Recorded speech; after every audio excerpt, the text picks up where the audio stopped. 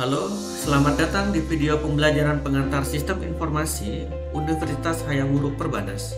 Video ini merupakan salah satu produk dari Hibah Pengembangan dan Penyelenggaraan Pembelajaran Digital tahun 2023 oleh Kementerian Pendidikan, Kebudayaan, Riset, dan Teknologi.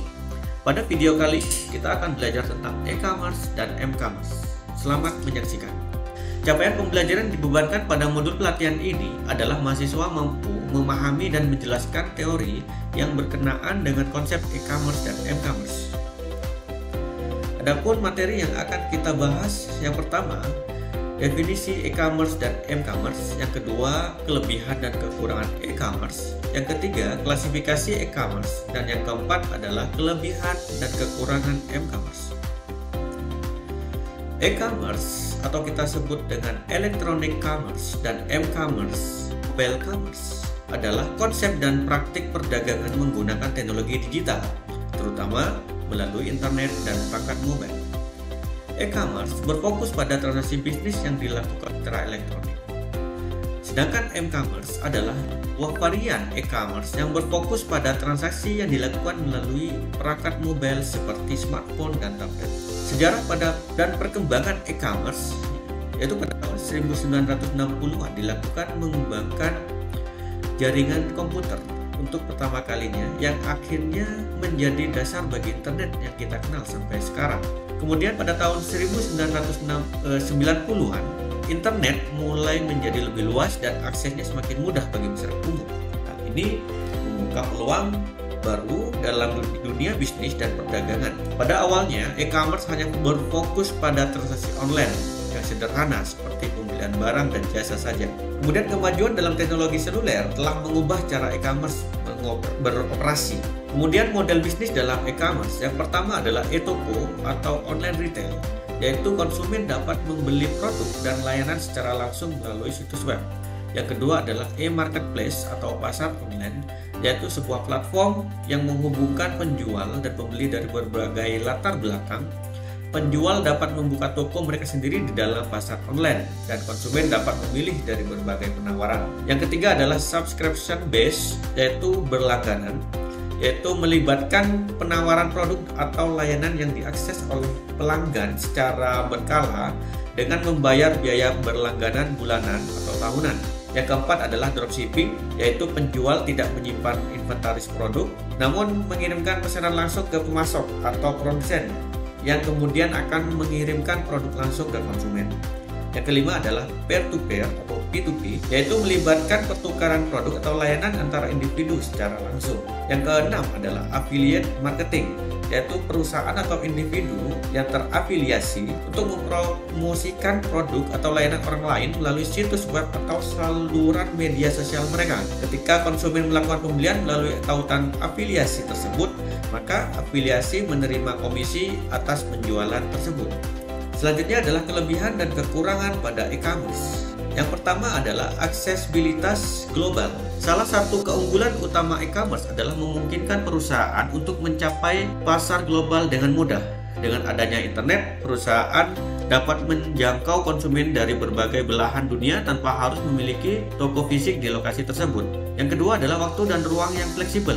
E-commerce memungkinkan konsumen untuk berbelanja kapan saja dan di mana saja. Yang ketiga adalah biaya operasional yang lebih rendah.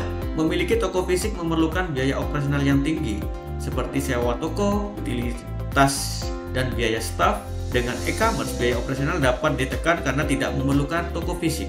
Yang keempat adalah kemudahan membandingkan harga. Dalam e-commerce, konsumen dapat dengan mudah membandingkan harga produk dari berbagai toko online. Hal ini memungkinkan mereka untuk mendapatkan harga terbaik dan memperoleh nilai maksimal dari uang yang dihabiskan. Yang kelima adalah personalisasi dan rekomendasi produk. Melalui analisis data, e-commerce dapat memberikan pengalaman berbelanja yang lebih personal dengan menawarkan rekomendasi produk yang sesuai dengan preferensi dan perilaku belanja konsumen. Adapun kelemahan pada e-commerce yang pertama adalah keterbatasan sensorial. Pada e-commerce, konsumen tidak dapat melihat, meraba, dan mencoba produk secara langsung. Ini dapat menjadi hambatan bagi beberapa konsumen yang lebih suka menguji produk sebelum mereka memutuskan untuk membelinya. Yang kedua adalah masalah keamanan. Keamanan transaksi online selalu menjadi perhatian utama dalam e-commerce. Potensi risiko pencurian data pribadi dan keuangan meningkatkan kekhawatiran tentang keamanan dan kepercayaan konsumen terhadap transaksi online. Yang ketiga adalah ketergantungan pada teknologi. E-commerce sangat bergantung pada ketersediaan dan keandalan teknologi, termasuk internet dan sistem pembayaran elektronik. Masalah teknis atau serangan cyber dapat menyebabkan gangguan dan mempengaruhi kemampuan perusahaan untuk beroperasi secara efektif. Yang keempat adalah logistik dan pengiriman. Pengiriman produk merupakan aspek yang penting dalam e-commerce. Jika sistem logistik tidak efisien, bisa menyebabkan keterlambatan pengiriman atau masalah dengan pengiriman produk yang dapat mengurangi kepuasan konsumen. Yang kelima adalah persaingan yang ketat. E-commerce telah membuka pintu bagi banyak pemain pasar baru, yang berarti persaingan menjadi lebih ketat. Meningkatnya jumlah toko online dan penawaran produk serupa dapat menyulitkan perusahaan untuk membedakan diri dan menarik perhatian konsumen. Selanjutnya adalah klasifikasi e-commerce. Adapun beberapa klasifikasi e-commerce, yang pertama adalah business to customer atau B2C, yang didefinisikan sebagai perdagangan elektronik di mana sebuah perusahaan atau pelaku bisnis melakukan penjualan barang maupun jasanya langsung kepada pembelinya. Yang kedua adalah business to business atau B2B, yang didefinisikan sebagai perusahaan bertindak sebagai penjual atau pembeli. Yang ketiga adalah customer to customer atau C2C, yang didefinisikan sebagai konsumen menyediakan jasa dan produk secara langsung kepada konsumen lainnya. Kemudian yang keempat adalah business to employee atau B2E, yang didefinisikan sebagai perusahaan menyediakan jasa, produk dan lainnya kepada karyawannya. Yang kelima adalah e-government, yaitu didefinisikan sebagai e-commerce yang secara tertentu mengirimkan informasi dan layanan publik ke masyarakat.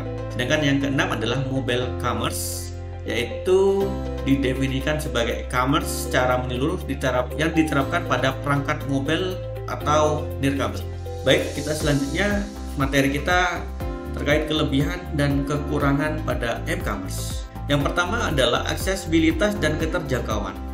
Salah satu keunggulan utama e-commerce adalah keterjangkauannya. Hampir semua orang memiliki akses ke perangkat seluler, bahkan di wilayah yang terpencil atau berkembang. Dengan e-commerce, orang dapat berbelanja dan melakukan transaksi kapan saja dan di mana saja, tidak terkait oleh batasan waktu dan lokasi. Kemudian yang kedua adalah kemudahan berbelanja. E-commerce menyediakan pengalaman berbelanja yang nyaman dan mudah. Dengan aplikasi e-commerce atau situs web responsif yang dioptimalkan untuk perangkat seluler, pengguna dapat dengan cepat menjelajahi katalog produk, membandingkan harga, dan melakukan pembelian dengan beberapa ketukan jari. Yang ketiga adalah personalisasi dan rekomendasi. Perangkat seluler seringkali terhubung dengan data pribadi pengguna seperti preferensi belanja, riwayat transaksi, dan lokasi. Hal ini memungkinkan e-commerce untuk menyajikan rekomendasi produk yang lebih relevan dan disesuaikan dengan minat dan kebutuhan individu. Selanjutnya yang keempat adalah inovasi pembayaran. E-commerce telah mendorong inovasi dalam metode pembayaran. Layanan pembayaran digital seperti dompet digital, pembayaran dengan kode QR Code, dan fitur pembayaran satu ketuk mempermudah proses transaksi dan mengurangi ketergantungan pada uang tunai. Yang kelima adalah interaksi sosial. E-commerce telah mengintegrasikan unsur sosial dengan berbelanja. Pengguna dapat berbagi pengalaman belanja mereka, memberikan ulasan produk, dan berintegrasi dengan teman-teman melalui media sosial, memberikan pengaruh positif pada proses pembelian dan keputusan konsumen. Selanjutnya adalah kelemahan pada e-commerce. Yang pertama adalah layar terbatas. Ukuran layar perangkat seluler terbatas dibandingkan dengan layar komputer atau laptop. Ini dapat menyulitkan konsumen untuk menavigasi situs web yang rumit atau melihat detail produk dengan jelas. Yang kedua adalah keamanan dan privasi. Kekhawatiran tentang keamanan dan privasi data tetap menjadi masalah dalam e-commerce. Konsumen perlu memastikan bahwa mereka bertransaksi melalui koneksi internet yang aman dan mempercayai situs web atau aplikasi yang mereka gunakan untuk menghindari resiko pencurian data pribadi dan keuangan. Yang ketiga adalah ketergantungan pada koneksi internet. E-commerce memerlukan koneksi internet yang andal dan cepat untuk beroperasi dengan baik. di daerah yang kurang terjangkau oleh jaringan seluler atau memiliki sinyal yang lemah, pengalaman berbelanja e-commerce dapat menjadi terganggu. Dengan yang terakhir adalah pengalaman pengguna yang beragam. Berbagai perangkat seluler memiliki ukuran layar, sistem operasi, dan spesifikasi yang berbeda. Pengembangan e-commerce harus menghadapi tantangan dan menciptakan aplikasi dan situs web yang dapat memberikan pengalaman pengguna yang seragam dan memuaskan di berbagai. Baik, itulah materi yang bisa saya sampaikan. Terima kasih atas perhatiannya. Saya akhiri. Wabillahi wal taufiq wal hidayah. Wassalamualaikum warahmatullahi wabarakatuh.